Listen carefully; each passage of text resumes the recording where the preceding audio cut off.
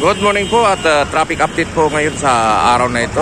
Araw na Huwebes po dito sa CM Recto Avenue dito sa Divisoria po.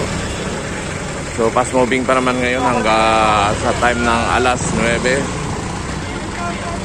9:15 ng umaga.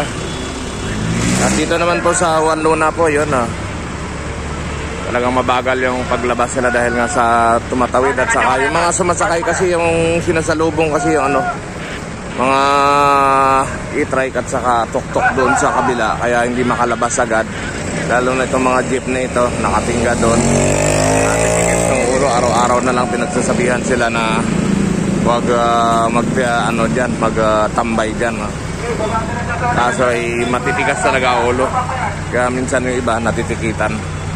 So dito po sa CM Recto, ayan po, galing sa Delpan po yan, papunta po ng Avenida Padiretso po yan.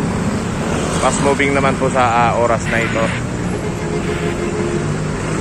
So yan lang po ang traffic update po natin sa umaga na ito at good morning po.